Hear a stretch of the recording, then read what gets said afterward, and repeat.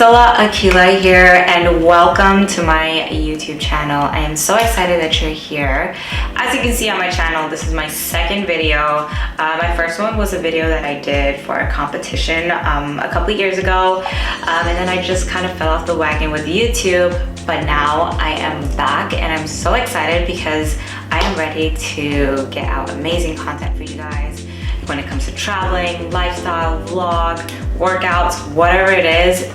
I can't wait. It's gonna be great. And the reason I'm doing this is because I really want to connect with you guys so you can get to know a little bit about me and what I do in my life and everything. And speaking of that, that's what this video is about today. It's gonna be kind of like an intro video for you to get to know me, get to know who I am and what I do, and just a little bit about my background. So let's get to it. Alright guys, so you guys know me as Priscilla Aqilla through social media, but my actual name is Priscilla Aqilla. Now Aqilla actually originated from Portugal. So that last name is a little complicated and a little bit long, and that's the reason why I use Aqilla. Aqilla is actually my middle name. Aqilla might be a little complicated, so to make it all easy, I just used my middle name. So now you guys know. So I am 25 years old and I am a Virgo baby. I was born in September 12th, 1996 in a town called Bern, Switzerland. A lot of people think I'm from the US. I was born in the US, but I'm actually from Europe, technically. I was born in Europe. So my dad is Brazilian and my mom is Sri Lankan. So a really cool combination because my mom's country is in Asia and then my dad is South America. So it's like, whoa. But here I am because of that. So we lived in Switzerland for about 2 years, so like, no, 1.5, 2, before we ended up moving to Germany. In Germany, we lived in Frankfurt on a military base because my dad worked for the UN at that time. So living there, it was, you know, I don't really remember much, but my mom tells me I knew Dutch, so that's pretty cool. I don't know Dutch now because I haven't spoken it growing up ever since we came to the US. But that time I knew another language, which is pretty cool. And at the age of 5, I moved to the US. And when we moved to the US, it was probably the most amazing thing, and I'm so grateful. Me and my family had the opportunity to come to this amazing country because ever since then it's been a blessing for us. So I'm so happy. When we moved to the US, we actually settled in New York.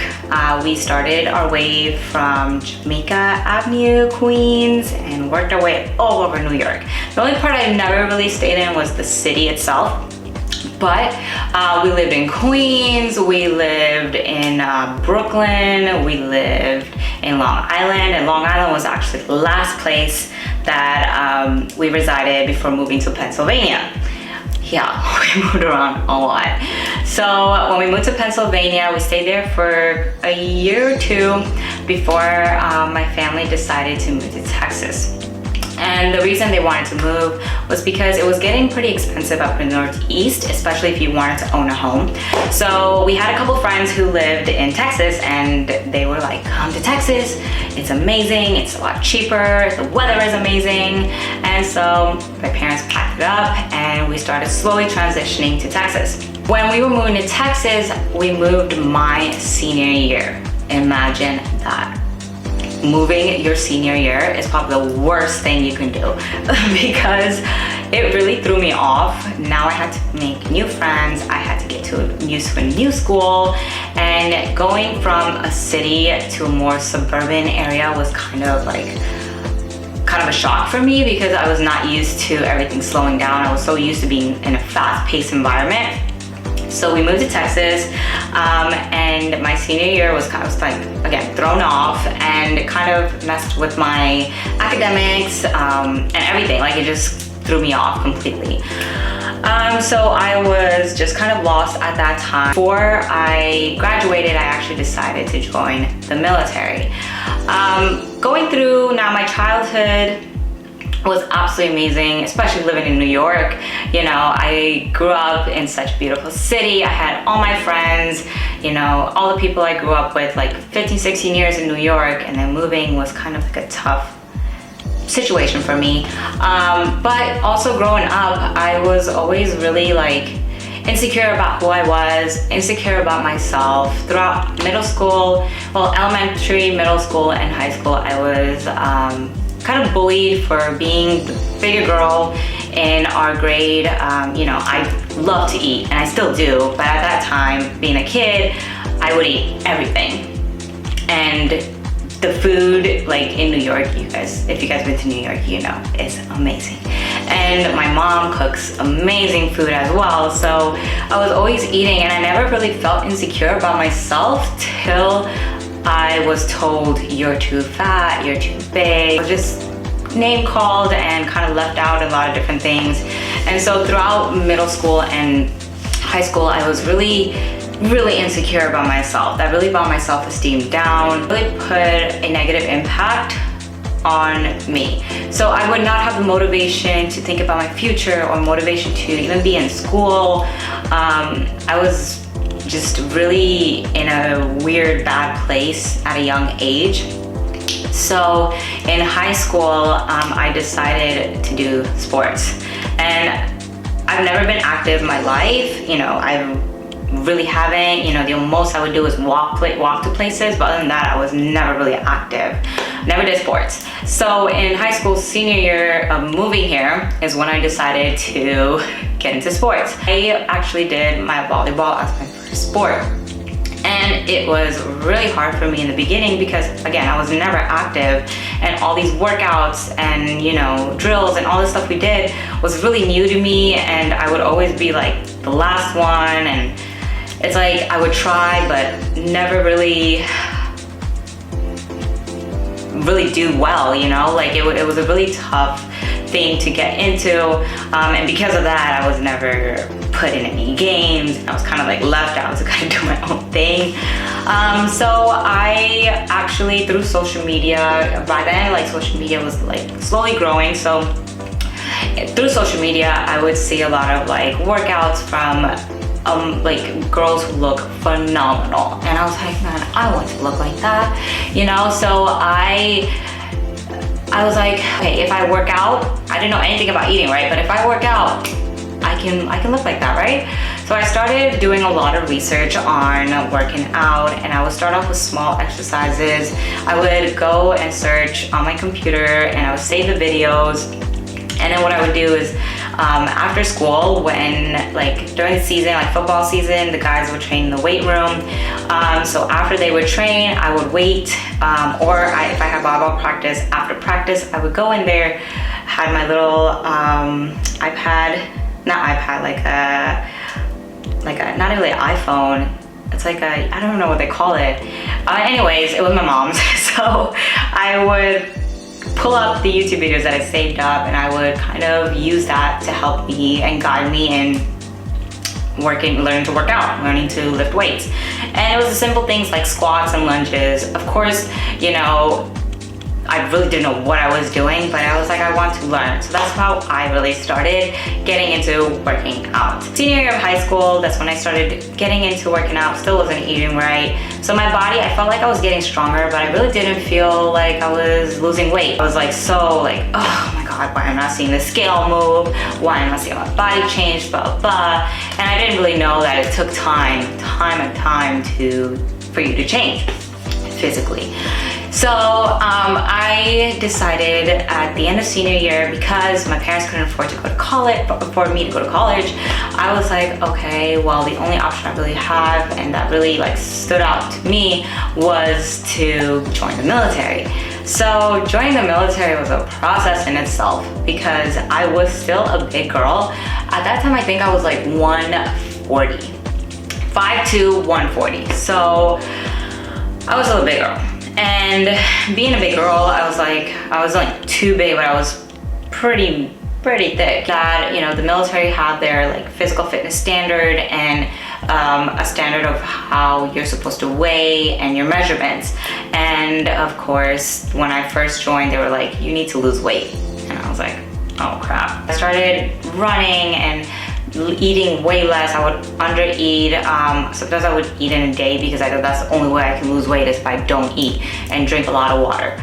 And of course that's not healthy. Like, you need food to help your body, number one, function, be able to even create that physique that you need. But I didn't know that at that time. So I would just not eat. And I did lose weight, but it was not healthy at all.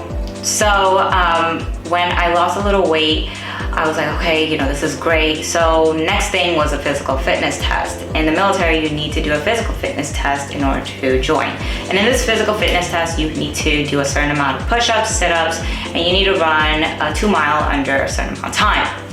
And I barely made it. Like, I think I failed twice, and then the third time, I barely made it. And for some reason, I've never thought to be, like, at that time, you know, being a teenager, you really don't know yourself yet. So I never thought I was ever persistent. I've never been the kind of person who ever did anything all the way through. Like, I would give up in the middle of it. It was tough. I mean, it was not a fun experience, but I can tell you that experience made who I am today.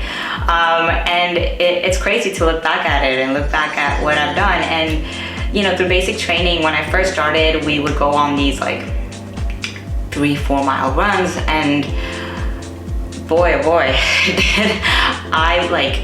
I could not keep up with anyone. Imagine 5'2", around 130, 135, still big. Like, I never ran, like I did track, but I did like the sprints, and the first week I was there, I was like this close, like guys, like this close to quitting, because it was a lot for me. That was a lot for me. Like, I don't run, I hated running. And you know, when you run, you got that feeling of like, your chest starts hurting, your throat, everything like hurting, your shins are hurting. It was the worst beginning, like first 2-3 weeks of being there was the worst. But for some reason, I like never gave myself the option to give up. This is definitely eye-opening for me because I've never did anything like that challenging in my life. So now that I'm doing this, I'm just like, wow, like this is crazy.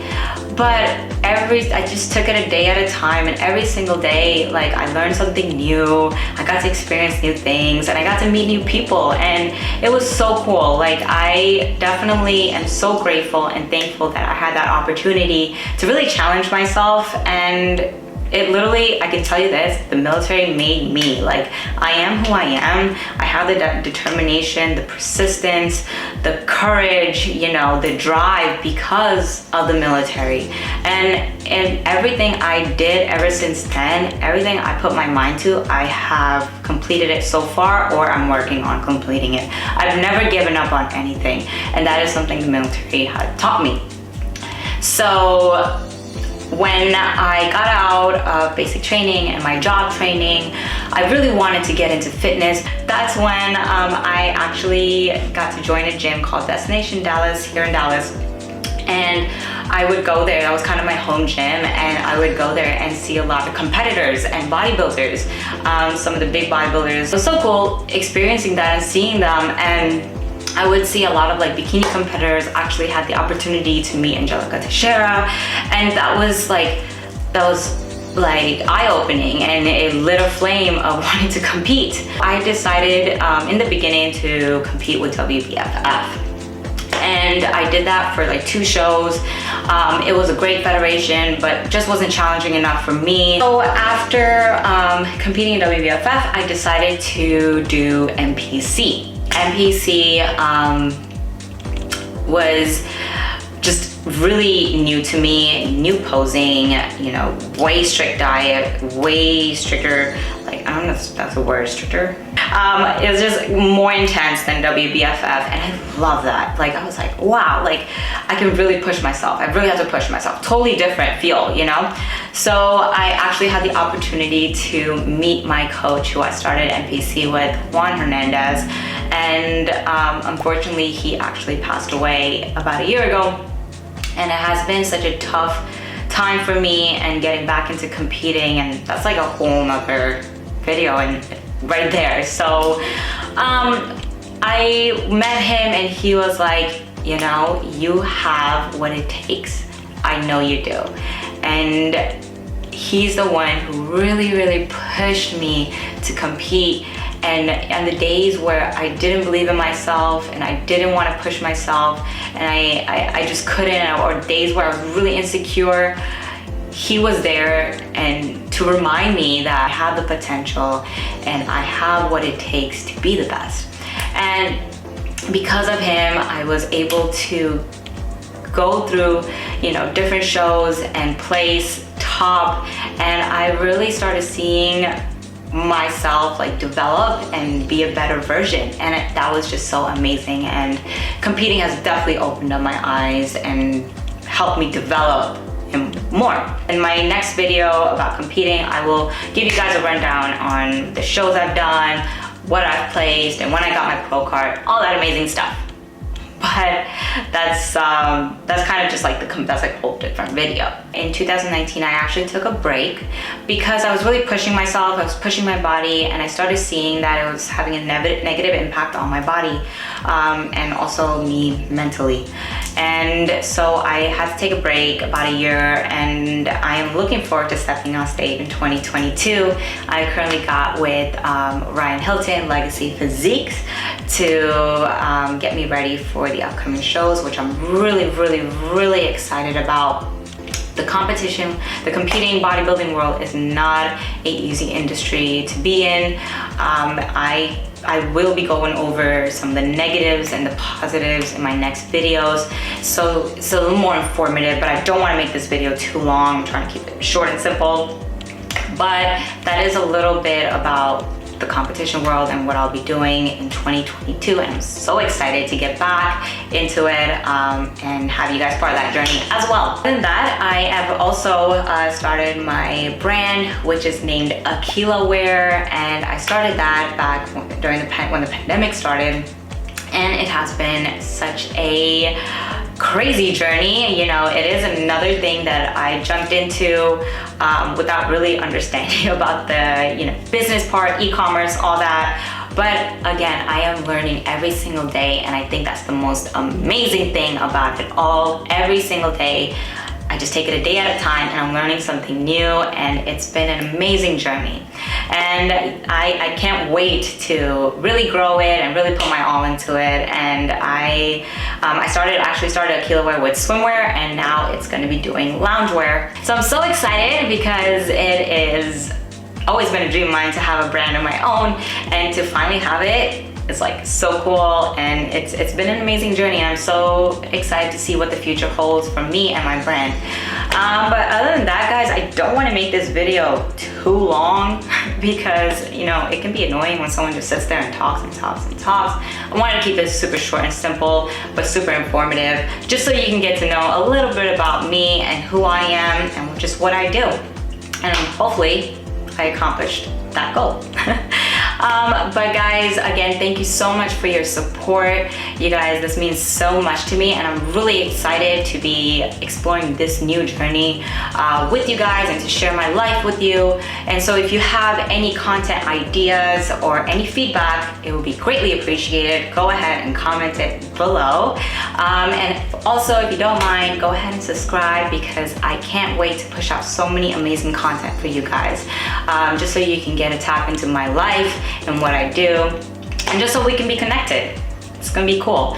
So I'm really excited. Again, thank you guys so much for your support. Couldn't be doing this without you. And I'm really looking forward to our journey together. Mwah! Love you guys.